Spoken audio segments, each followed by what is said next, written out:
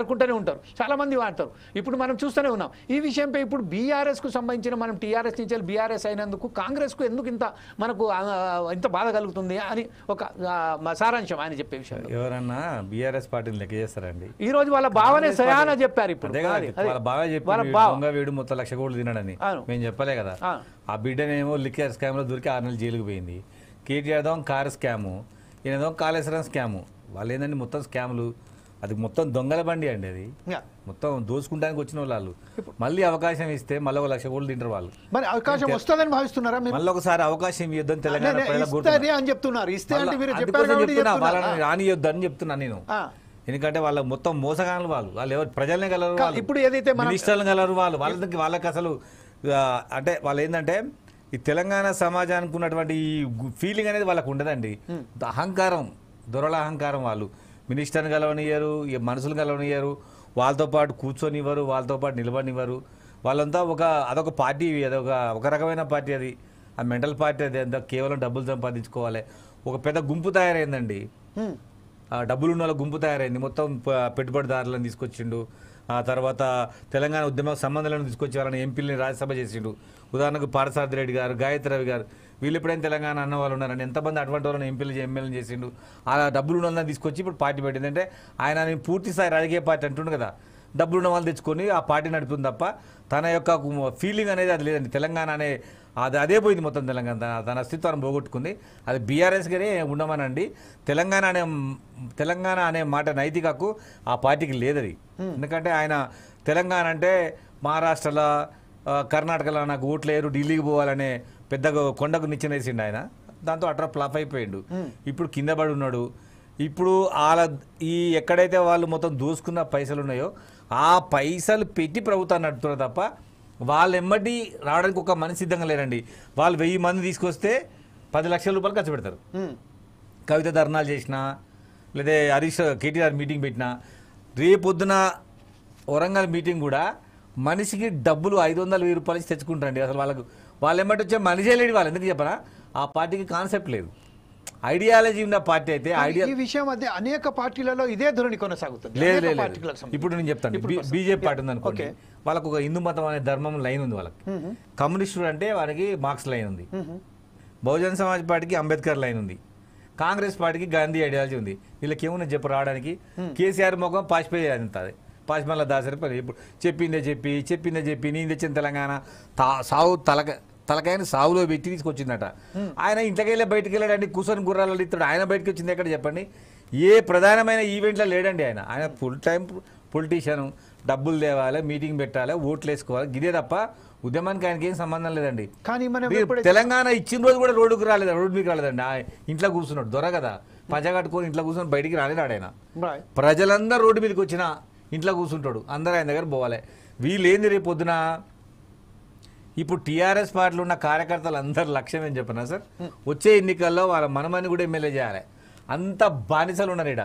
తెలంగాణలో ఏమంటారంటే మయ నక్సలేటు, మేము మా రజాకార్ల వ్యతిరేక మా తాత కొట్లాడిండు, తర్వాత మేము కమ్యూనిస్ట్ పార్టీలో ఉన్నామంటారు. అంత బానిసల్లాగా పనిచేస్తున్నాడు. అంత డోర్లు తీసేటోళ్ళు, ఇంటికాడ పనులు చేసేటోళ్ళు తప్ప నిజంగా పొలిటికల్ లీడర్లు ఉండరాడ. బానిసలకు మాత్రమే అక్కడ అవకాశం ఉంటుంది, గుర్తుపెట్టుకోండి. వీరులకు అక్కడ అవకాశం ఉండదు. ఆయన కింద పిల్లిలాగా కూనలాగా ఎవడుంటాడో వానికి టికెట్, ఎవడైతే డబ్బులు ఉన్నాడో వానికి టికెట్, ఎవడైతే కేసీఆర్కి బాంఛనకి కొడతాడో వానికి టికెట్, కేసీఆర్ ఎమ్మటి ఎవరైతే కేటీఆర్ ఎమ్మటి కవిత ఎమ్మటి తిరుగుతారో వాళ్ళకే టికెట్ తప్ప గ్రౌండ్లో పనిచేసినట్టు వాళ్ళు ఎవరు ఇవ్వరండి. ఎంతమంది జీవితాలు నాగం చేసింది చెప్పండి. కేకే మహేందర్ రెడ్డి ఏంది, రెహమాన్ ఏంటిది, కోదండరాం ఏంటిది, విజయశాంతి, ఇన్నారెడ్డి, ఇట్లాంటి ఒక 25 మంది పేర్లు అసలు సిసలైన పేర్లు చెప్పొచ్చండి. దిలీప్ కుమార్, అసలు ఆయన చేసిన అన్యాయానికి 100 మంది జీవితాలు నాశనం అయిపోయి ఉంటాయి. అటువంటి ఆయన నేను 25 ఇయర్స్ రాజకీయం అంటే ఆటోమేటిక్గా పుట్టిన కాంచి ఇప్పటికి 25 ఏళ్ళు అవుతుంది ఎవరికైనా. దాని గురించి గొప్ప చెప్పుకోవడం. అసలు జీవితంలో మీ అచీవ్మెంట్ ఏం చెప్పండి? ఆఫ్టర్ తెలంగాణ ఆయన తెచ్చింది కాదండి, తెచ్చానికి ఆయన రాసింది ఏం లేదాడా. అలా తెలంగాణలో పుట్టిన ప్రతి ఒక్క కాంట్రిబ్యూషన్ ఉన్నలా దానికి ఆయన ఖాతాలు వేసుకున్నాడు. ఎందుకంటే కులం ఉంది, డబ్బు ఉంది, పార్టీ ఉంది, పేపర్ ఉంది, టీవీ ఉంది, అంతా పక్కన బ్యాండ్ వేలం బ్యాచ్ ఉంది కదా, వాళ్ళంతా సార్ తెచ్చిండు. కేసీఆర్ ఒక ఆమె కడుపులో ఉండి ఊడిపడ్డాడంట ఆయన. కాలానికి కడుపు అయితే కేసీఆర్ పుట్టినట, కాలానికే కడుపైంది. మళ్ళీ ఈయనొక్కడే సాగు నోట్ల తలకాయ పెడతానికి పోయినట్టు అందరు రోజులు పెట్టి. మరి ఇదెంత విచిత్రంగా ఉందో. ఆయనకు ఉన్నటువంటి పర్సనాలిటీ, ఆయనకు ఉండేటువంటి భయాలు అసలు రోడ్డు మీదకి రానేరాడండి. ఆయన పబ్లిక్ దగ్గర రాలేడు. ఏమన్నా వేదిక పెడితే వేదిక మీద వచ్చి మాట్లాడిపోతాడు. కానీ ఇప్పుడైతే ఒక విషయం మనం చూసినట్టయితే కాంగ్రెస్ పార్టీ తెలంగాణ రాష్ట్ర సమితి పార్టీ ఎప్పుడైతే పొలిటికల్ మనం ఒకసారి ఎలక్షన్ రిజల్ట్స్లలో పోతే కేవలం 2 to 4% డిఫరెన్స్లోనే చాలా మంది ఓడిపోయారని చెప్తున్నారు కదా. అంటే ఇంకొకటి ఏంటంటే ఇప్పుడు ఎన్నికలు ఎమ్మెల్సీ జరిగినాయి, అంట్లో బీఆర్ఎస్ కూడా పాల్గొనలేదు, కాంగ్రెస్ కూడా పాల్గొనలేదు. దీని విషయంలో కాంగ్రెస్ ఎందుకు వెనక అడిగేసింది? కాంగ్రెస్ కి అసలు ఇక్కడ 14 సీట్లు, ఇక్కడ కార్పొరేటర్ లేరండి. లేరు, రెండో ఉన్నారు అంతే. ఎమ్మెల్యేకు 1-2 ఉన్నాయి, తర్వాత ఎమ్మెల్సీలు లేవు. దాని ద్వారా పోటీ చేసిన నిష్ప్రయోజనం. కాబట్టి కాంగ్రెస్ పార్టీ ఎన్నికల పోటీ చేయలేదు. మీరు గతంలో టీఆర్ఎస్ పార్టీ పెట్టిన కానించి అద్భుతమైన రిజల్ట్ వచ్చింది, కానీ ఇప్పుడు చెప్పండి, ఇప్పుడు తిరోగమనం ఉంది టీఆర్ఎస్ పార్టీ. ఎమ్మెల్సీ ఎలక్షన్స్ లలో కూడా గతంలో ఏదైతే మనం ఇప్పుడు ఎమ్మెల్యే ఎలక్షన్స్ లలో కూడా మనం చూస్తున్నాము, బీజేపీ పుంజుకోవడానికి కారణమే బీఆర్ఎస్ అంటే వెనకడగడం అని. బీఆర్ఎస్ ప్రథమ లక్ష్యం ఏంటంటే ముందుకి కాంగ్రెస్ పార్టీ పోతుంది. కాంగ్రెస్ పార్టీని ఎంత గుంజాలంటే సైలెంట్ గా బీజేపీని సపోర్ట్ చేయాలి.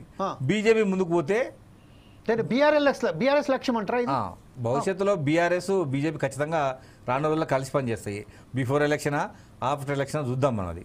కాకపోతే ఏంటంటే ప్రస్తుతానికి వాళ్ళ లక్ష్యం ఏంటంటే కాంగ్రెస్ పార్టీ ముందుకు పోనీయకుండా సైలెంట్ గా ఉండి బీజేపీ కోటేస్తే కాంగ్రెస్ వెనుకకు వస్తుందనే దాంట్లో ఉండరు. అందుకోసమనే మొన్న జరిగినటువంటి పార్లమెంట్ ఎలక్షన్స్ లో మొత్తం కూడా బీజేపీకి వేసింది బీఆర్ఎస్ వాళ్ళు. సో భవిష్యత్తులో కూడా అదే జరగకపోవచ్చు. నా అంచనా మట్టుకి అది అట్లా జరగాలని ఏం లేదు.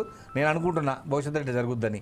అదేవిధంగా బీఆర్ఎస్ పార్టీ ఈ 25 yearsని చేసుకునేంత నైతిక కూడా వాళ్ళకి లేదు. ఎందుకంటే మొత్తం తెలంగాణ సమాజంలో ప్రజలకు రావాల్సిన సొమ్మంతా వాళ్ళ ఇంట్లోనే ఉందండి. మొత్తం వాళ్ళే తిన్నారు, వాళ్ళ కుటుంబమే తిన్నది. 100 మందికి అవకాశం. నేను చెప్తున్నా కదా, మేజర్గా తెలంగాణ ఉద్యమంలో పాల్గొన్న లక్షలాది మంది ఉద్యమకారులకు ఏం చేసి నువ్వు కనీసం పింఛన్ కూడా ఇవ్వలేకపోయాడు, వాళ్ళని ఉద్యమకారులకు గుర్తించలేకపోయాడు, వాళ్ళకు 250 గజం స్థలం ఇవ్వలేకపోయాడు. వాళ్ళకు ప్రభుత్వం ఇచ్చిన దాంట్లో ప్రభుత్వ పథకాలలో కూడా వాళ్ళకి స్థానం లేకుండా చేసిందండి. ఎంతోమంది పేదరికంతో అనారోగ్యంతో చచ్చిపోయిన వాళ్ళు ఉండరు. వాళ్ళని కనీసం పాల్గొన్నట్టు తెలంగాణ ఉద్యమంలో అన్న జ్ఞానం కూడా లేదు ఆయనకు. ఆయన ఏంటంటే నాతోటే మొత్తం ఉద్యమకారులు ఉన్నారు, నా బ్యాండ్ మీద బ్యాచ్ ఎక్కువ ఉంది కాబట్టి ఇంకా నేను ఎవరికి కీలంటాడు. పెన్షన్ ఇవ్వకూడదా? నాగాలాండ్లో తీవ్రవాదులకు వ్యతిరేకంగా పనిచేసినటువంటి అక్కడ నాగా యువతని ప్రభుత్వము స్పెషల్ పోలీసుగా ప్రకటించిందండి. అంతేందుకు జగనే ఉండు కదా, చంద్రబాబు నాయుడుకి వ్యతిరేకంగా జగన్తో పనిచేసిన వాళ్ళందరూ కూడా గ్రామ వాలంటీర్లుగా వేసుకున్నాడు ఆయన. ఏం చేసింది చెప్పండి కేసీఆర్? మాలాంటి వాళ్ళు కొద్దిమందికి టికెట్లు ఇస్తే 100 మందికి ఇస్తారండి, కానీ ఇక్కడ 1 కోటి మంది పాల్గొని ఉంటారు తెలంగాణ ఉద్యమంలో. వాళ్ళకేం ఫీలింగ్ ఉంటుంది? నేను తెలంగాణ ఉద్యమంలో పాల్గొన్నా, నాకు గుర్తింపు లేదు, గౌరవం లేదు. నేను టీఆర్ఎస్ పార్టీ కోటేసినా, నాకు ప్రభుత్వ పథకం రాలేదు. నేను టీఆర్ఎస్ పార్టీలో ఉన్నా, నాకు పదవి రాలేదు. ఇవే ఉంటాయి ఫీలింగ్స్. అందుకోసం కేసీఆర్ని ఎవరు నమ్మలే, నమ్మొద్దు, నమ్మరు కూడా. రైట్. ఇదే విషయంపై ఒకసారి వెంకటరెడ్డి గారు వెళ్దాం. సార్ ఒక గుడ్ న్యూస్ మాత్రం పిడమర్తి గారు చెప్పినట్టుగా మనం భావించవచ్చా? అంటే రేపు రాబోయే కాలంలో బీఆర్ఎస్ కూడా బీజేపీలో వీళ్ళమైన దిశలో వెళ్తున్నదని చెప్తున్నారు. అంటే అలయన్స్ అంటే ఇంకేంటో, ఇక తర్వాత ఒకసారి లేపి అక్కడ వెళ్ళినా కూడా వెళ్ళొచ్చు అనే ఒక పదం ఉంటుంది. ఈ విషయంలో మీరేమంటారండి వెంకటరెడ్డి గారు? ఇప్పుడు టిఆర్ఎస్ కి బీజేపీకి సంబంధమే లేదు. టిఆర్ఎస్ దగ్గర కూడా రానియం, అడిగినా కూడా దగ్గర రానియం. వింటున్నారా? బీఆర్ఎస్ పార్టీకి బీజేపీకి సంబంధం లేదు. ఎట్టి పరిస్థితుల్లో దగ్గర కూడా రానియం. మొన్న కూడా దగ్గర రానిచ్చిన కాంగ్రెస్ పార్టీకి అదే ఎన్నికల్లో పోయింది కదా. బీఆర్ఎస్ బీజేపీ అబద్ధ మాటలతోటే కాంగ్రెస్ పార్టీ గెలిచింది కదా. ఈ రోజు నేను చెప్తున్నాను కదా, బీఆర్ఎస్ పార్టీని కానీ కాంగ్రెస్ పార్టీ కానీ మాకు బద్ధ శత్రువులు తెలంగాణ రాష్ట్రంలో. భారతీయ జనతా పార్టీ గెలవబోతా ఉంది. బీఆర్ఎస్ పార్టీని ఎప్పుడో పొందబెట్టారు తెలంగాణ ప్రజలు. ఇప్పుడు ఏం మాట్లాడినా కూడా, ఎంత మొత్తుకున్నా కూడా, తల కిందికి కాలు పైకి పెట్టి నేను నేను నేనన్నా కూడా ఎవ్వడు కూడా నేను మిమ్మల్ని దగ్గర తీయడు. మీ రజతోత్సవ సభ ఎందుకు పెడుతున్నారని అడిగితే రకరకాలుగా మీ పార్టీలో చేర్చుకోలేదా, మరి మీ పార్టీ మార్చలేదా, రంగులు మారలేదా, ఏంది నాకు అర్థం కాదు. టిఆర్ఎస్ పార్టీకా బీఆర్ఎస్ పార్టీకా ఈ సభ అని అడిగితే మీరు డిఫెండ్ చేసుకో బదులు